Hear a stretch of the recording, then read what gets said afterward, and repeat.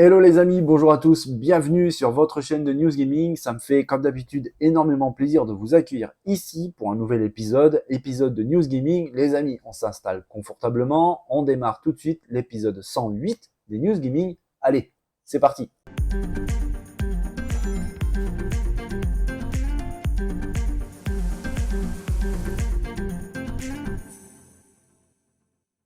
Allez, on commence cet épisode de News Gaming avec un petit tour sur un jeu qui arrive plutôt bientôt, au mois d'octobre, un jeu qu'on parle assez souvent sur la chaîne, qui a l'air d'être vraiment très réussi, en tout cas au niveau de la technique. Ça semble de très très haut niveau, Lord of the Fallen. On en parle souvent, les amis, et bien là, il vient nous voir avec une belle et très longue vidéo de gameplay de quasiment 18 minutes, rien que ça, où on voit énormément de choses, beaucoup de gameplay, du combat. On remarque vraiment que ça s'annonce assez rythmé, beaucoup d'action. Les textures, les graphismes semblent de très haute volée. Les paysages, les panoramas, l'environnement semblent vraiment très bons. Les développeurs vraiment maîtrisent le sujet. Le jeu est développé, je le rappelle, sous Unreal Engine 5, le dernier moteur en date de l'éditeur Epic Games. Et on voit vraiment une très très belle maîtrise. Ça semble vraiment excellent. J'ai hâte de le voir arriver. Normalement, il sort le 13 octobre prochain sur PC, PS5 et Xbox. Là d'ailleurs, nous avons la vidéo de gameplay de la version Xbox. Mais en n'en pas douter, ça sera exactement la même chose sur PS5, voire même un petit peu mieux sur PC. Et à noter que le jeu est confirmé, tournera en 60 FPS sur toutes les machines. Ça, c'est une très bonne chose. Comme quoi, quand on veut, on peut. Les développeurs vraiment travaillent d'arrache-pied pour proposer quelque chose de correct. Et ma foi, c'est même bien plus que correct. Avec des combats qui semblent vraiment intenses, des boss qui semblent plutôt compliqués à gérer. Mais ça permet aussi d'avoir une rejouabilité qui a l'air vraiment très intéressante. Le jeu s'annonce en tout cas techniquement, parce qu'il va falloir se faire une vraie idée au niveau des tests manette en main. Mais en tout cas, ça s'annonce vraiment magnifique. J'ai vraiment hâte de voir ce jeu arriver. Je rappelle, le 13 octobre prochain pour Lord of the Fallen. Et si cette vidéo de 18 minutes vous plaît, je vous mets le lien en bas dans la zone de commentaires. Parce que 18 minutes, c'est long, mais ça permet de se faire une vraie belle idée du contenu, en tout cas technique du jeu. Et franchement, je l'ai vu en entière. Vraiment, ça vaut le coup. Les amis, ça fait un moment qu'on en parle, j'étais même un des tout premiers à vous révéler le possible retour d'un jeu mythique. Ce jeu, vous le voyez à l'écran et surtout un peu trop longtemps, d'autant plus qu'il y a une nouvelle news aussi qui vient d'apparaître. C'est tout simplement le logo qui vient de changer un petit peu. On y voit bien évidemment la mention Red Dead Redemption, mais juste en haut, Rockstar vient d'ajouter Rockstar Games Present. Et généralement, quand Rockstar rajoute ça, c'est que la présentation, d'ailleurs c'est marqué en gros, devrait pas tarder. Normalement, ça aurait dû fuiter un peu plus rapidement. En tout cas, l'annonce aurait dû se faire déjà un petit moment. Mais je vous avais indiqué que Rockstar prévoit d'annoncer officiellement le Red Dead Redemption en version remasterisée pour le mois d'août prochain. On vient de voir aussi ces petits logos de consoles Xbox, PS3, PS4, et on y voit la mention en bas à gauche de la Nintendo Switch. Alors, est-ce que le jeu est prévu pour sortir aussi sur la console de Nintendo? C'est fort probable. On voit la mention PC. Je vous rappelle que Red Dead Redemption, le tout premier, n'était pas sorti sur PC à l'époque. Mais là, ça serait franchement dommage pour Rockstar de ne pas profiter de ce remaster pour le proposer au PC. Donc visiblement, Rockstar bouge. Rockstar a envie de faire profiter absolument tout le monde. Red Dead Redemption, le tout premier sur Nintendo Switch, franchement, c'est une bonne idée. Le fait de le voir revenir, en tout cas peut-être présenté au mois d'août, ça aussi, c'est une bonne news. Je rappelle qu'au mois d'août, il y a la Gamescom. Est-ce que Rockstar va profiter de l'occasion pour pouvoir l'annoncer officiellement en grande pompe dans un salon qui devient de plus en plus majeur? Franchement, ça serait une très bonne idée. On en reparle bientôt, mais à mon avis, on n'est pas loin de l'annonce officielle. Vous le savez, on en parle souvent sur la chaîne, Sony est en train de travailler sur des évolutions de sa PS5 actuelle. Alors évidemment, la première à laquelle on pense, c'est la PS5 Pro. On en parle assez régulièrement sur la chaîne. Oui, Sony est en train de préparer la conception d'une PS5 Pro. À mon avis, ça sera pour courant 2024 et je pense franchement à la deuxième partie de l'année 2024. On verra, mais la machine s'annonce assez prometteuse au niveau des capacités et de sa puissance. On pourra enfin avoir du 4K 60 fps, voire 120 fps constant. Ça, c'est une bonne nouvelle, mais je vous parle régulièrement d'une autre version de la PS5, c'est la PS5 Slim.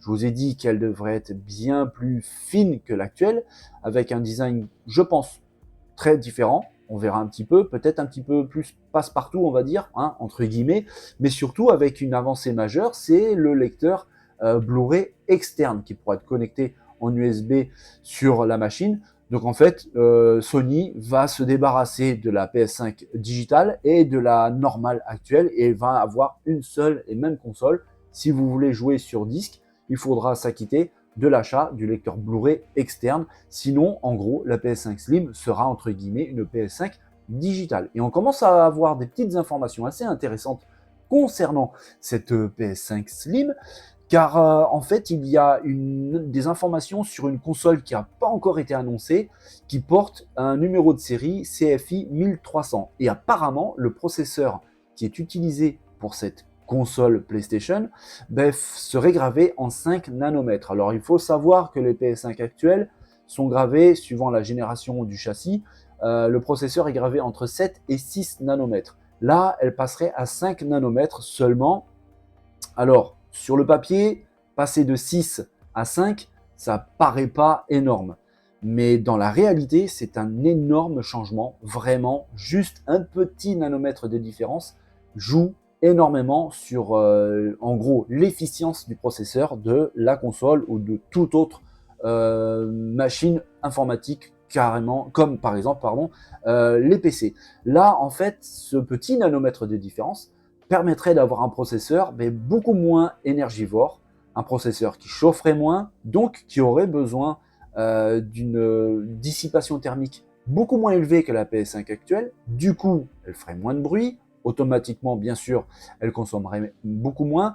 Et l'avantage pour Sony PlayStation, c'est que vu qu'il chauffe beaucoup moins, eh bien, PlayStation pourrait se passer du refroidissement liquide qu'il y a actuellement sur la PS5, car oui, le processeur actuel de la console de Sony est refroidi avec une espèce de métal liquide qui transmet la chaleur du processeur au dissipateur thermique.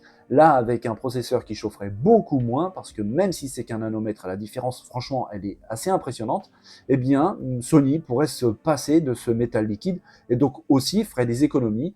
On verra vraiment ce qu'il en est plus tard. La console n'est toujours pas annoncée officiellement, mais ça commence très sérieusement à bouger chez Sony pour cette machine qui va révolutionner un petit peu les stocks du géant japonais. Ils vont tout simplement avoir la possibilité de produire beaucoup plus qu'à l'heure actuelle, même si les problèmes de pénurie sont loin derrière. Ça, c'est clair. Maintenant, de la PS5, on en trouve assez facilement un petit peu partout, mais ça va leur faciliter encore plus la tâche et puis rationaliser aussi les chaînes de montage, les transports. Il n'y aura qu'une seule machine. Fini la version digitale, fini la version physique. Là, une seule et même machine. Si vous voulez jouer avec un jeu sur un disque en format physique, il faudra juste le lecteur externe et donc une machine aussi qui sera moins consommatrice d'énergie, moins bruyante, qui chauffera moins. En fait, il n'y a que du positif. Maintenant, on attend vraiment une prise de parole de Sony concernant cette PS5 Slim. Attention, je ne sais pas si elle va s'appeler Slim, mais évidemment, c'est le nom qui ressort. Sony a un message pour vous, je vous le montre en image, le voilà, il vous remercie, il remercie tous les fans de la marque, tous ceux qui ont acheté une PS5, car oui, on le voit en gros, 40 millions de PS5 se sont vendus à travers le monde. On dirait pas comme ça, mais c'est colossal, car en fait la PS5 fait presque aussi mieux que la PS4 sur la même durée. Quand on sait que la PS4 a été un véritable carton pour Sony, 40 millions en sachant en plus qu'il y a eu une très forte pénurie de composants avec en plus le Covid, eh bien franchement c'est un sacré exploit. Bravo à PlayStation, bravo à Sony, parce que 40 millions dans ces conditions, c'était pas gagné. Franchement, moi perso, j'y croyais pas. Et pourtant, ils l'ont fait, avec en plus de ça un petit message assez sympa pour les fans que je vous lis. Tout de suite, nous avons continué à faire face à des vents contraires avec la pandémie et il a fallu des mois pour que les chaînes d'approvisionnement se normalisent afin que nous puissions avoir les stocks nécessaires pour répondre à la demande. Pendant des mois, nous avons remercié notre communauté pour sa patience face à ces problèmes, mais aujourd'hui, la PS5 est bien approvisionnée et nous constatons que la demande refoulée est enfin satisfaite. Oui, la PS5 se vend énormément. Aujourd'hui, on la trouve absolument partout. De très bons jeux sortent dessus très régulièrement. On a eu Diablo 4, il y a eu Street Fighter 6, Final Fantasy 16. Il ne faut pas oublier très bientôt au mois d'octobre Spider-Man 2 qui arrive.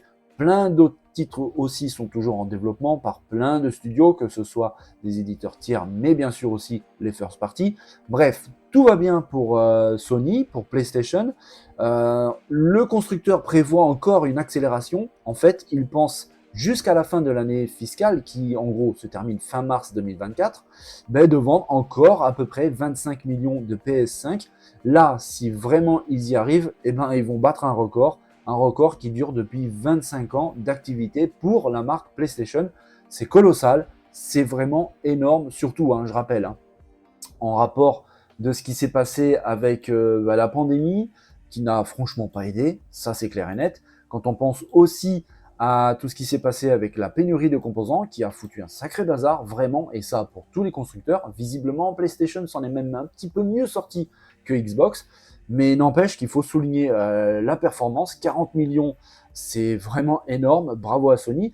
Et Xbox, franchement, ils se portent pas trop mal non plus. Franchement, alors même s'ils annoncent des baisses de vente de consoles assez importantes, faut pas se mentir, d'à peu près 13% en moins, c'est quand même beaucoup. N'empêche que le quatrième trimestre fiscal de Xbox est un record, vraiment, avec un record d'utilisateurs mensuels actifs sur le Game Pass. Le Game Pass qui enregistre de plus en plus de joueurs, d'abonnés. Les ventes de consoles sont pas mauvaises, on est peut-être autour des 30 millions de consoles vendues. Franchement, c'est très très bien. On est quand même relativement loin des 40 millions de PS5, mais c'est tout de même à noter. 25-30 millions de Xbox vendus, franchement, c'est pas dégueulasse. Le nombre d'abonnés augmente très sérieusement. C'est pas prêt de se terminer non plus, parce qu'en fait, il y a des très très bons jeux qui y arrivent. Tout simplement, le Starfield qui va arriver très bientôt au mois de septembre, Forza qui arrive très vite après. Il y a Hellblade aussi. On attend vraiment une confirmation pour sa date de sortie, mais à mon avis, on risque de l'avoir prochainement. Ça s'annonce aussi très très bon pour Xbox. On l'a vu, le changement au niveau du Game Pass avec le Game Pass Core qui arrive, qui apporte des nouveautés non négligeables pour certaines personnes. Ça aussi, c'est plutôt bien. Bref, le jeu vidéo dans sa globalité se porte plutôt bien, franchement. C'était pas gagné, je répète, avec le Covid et la pandémie. Microsoft a un petit peu plus souffert de la pandémie, de la pénurie des composants comparé à PlayStation. Mais au final, tout va bien pour eux. Et même s'ils notent une petite baisse relativement importante, 10-13% au niveau des ventes de consoles, tout le reste, surtout le cloud gaming, où Microsoft détient plus de 60% de parts de marché dans le cloud gaming, ça c'est vraiment colossal. Mais au final, nous fait penser et clairement dire que le jeu vidéo, que ce soit chez Sony, que ce soit chez Xbox, franchement, ça se porte pas plus mal que ça. Et puis c'est tant mieux en fait, parce que les bénéficiaires de tout ça, c'est vous, c'est moi, c'est nous les joueurs. La concurrence, ça a toujours du bon. Voir une marque qui prend un peu trop le dessus sur une autre, c'est vraiment pas bon signe. Là, c'est plus ou moins équilibré, avec quand même une belle avance de PlayStation au niveau des ventes de consoles. Mais dans l'absolu, franchement, ça s'équilibre plutôt pas mal. Il ne faut pas oublier Nintendo aussi, qui vend énormément de machines et qui sortent hit après hit, avec les nouveaux Mario qui ont été annoncés. Bref, le futur du jeu vidéo, les amis, s'annonce vraiment excellent. On a eu une année 2022 plutôt compliquée. Cette année 2023 est vraiment folle et elle est loin d'être terminée. 2024 s'annonce aussi dingue, si c'est pas pire. Et au final, franchement, c'est top. Si je vous parle de Monster Hunter World, évidemment, vous savez de quoi je veux parler. Un jeu avec un énorme succès, vraiment une grosse base de fans. Le titre de Capcom qui a plu à énormément de monde. Et toutes ces personnes attendent vraiment une suite, un Monster Hunter World 2. Et bien, vous savez quoi ? Il y a des chances que ça arrive, et à mon avis, ça risque d'être annoncé dans pas très longtemps. En fait, il faut savoir que Capcom tease lui-même l'arrivée d'un gros titre. En fait, c'était pendant un bilan financier. En ce moment, c'est la période des bilans financiers. On en a parlé plusieurs fois sur la chaîne. Eh bien, Capcom a juste annoncé l'arrivée imminente d'un jeu qui se vendra assurément à plusieurs millions d'exemplaires. Ce sont les propres paroles de Capcom. Le titre en question devrait être dévoilé dans peu de temps, franchement, tout simplement parce que l'éditeur a dit qu'il sortirait avant la fin de l'exercice en cours. Et vous le savez, on en a parlé d'ailleurs il y a quelques minutes sur la chaîne, l'exercice en cours se termine fin mars 2024. Donc c'est vraiment dans pas si longtemps que ça. Capcom risque donc de dévoiler un titre vraiment attendu avant la fin de cet exercice fiscal, donc avant mars 2024. Et d'ailleurs, Capcom a plutôt confiance sur le succès du jeu parce que je rappelle ces paroles qui risquent assurément de se vendre à plusieurs millions d'exemplaires. Et franchement, s'il y a bien un jeu qui est très attendu par les fans, c'est bien Monster Hunter World parce que tout simplement, ce Street Fighter 6 est déjà sorti, Resident Evil 4 Remake également, Dragon's Dogma 2 a déjà été annoncé. Bref, il n'y a que véritablement la licence Monster Hunter qui pourrait provoquer ça. Les fans l'attendent avec impatience. C'est un titre qui a eu pas mal de succès il y a déjà un bon moment. Donc au final, oui, Capcom est en train de travailler très probablement sur le numéro 2 de Monster Hunter World, qui risque en plus de ça d'être annoncé et présenté bientôt, parce que, comme je vous l'ai dit, je répète, l'exercice fiscal se termine au mois de mars prochain, donc il reste plus beaucoup de temps pour Capcom de présenter son jeu. En tout cas, les fans risquent d'être contents. Monster Hunter World revient et ça fait plaisir. Voilà les amis, on arrive à la fin de cet épisode 108 des News Gaming. J'espère sincèrement que cette vidéo vous a plu. Comme d'habitude, moi j'ai adoré préparer et partager tout ça avec vous. Si c'est le cas, si cette vidéo vous a plu, vous savez quoi faire. Les pouces, les partages, les commentaires. Et puis tous ceux qui n'ont pas encore rejoint l'aventure, n'hésitez pas à vous abonner. Franchement, merci à tout le monde. Les amis, je vous souhaite à tous une belle et bonne journée. Portez-vous bien, n'oubliez pas de vous amuser, c'est super important. Je vous dis à très bientôt, dès demain, pour un nouvel épisode des News Gaming. Ce sera l'épisode 109. Les amis, passez une belle journée. Bye bye.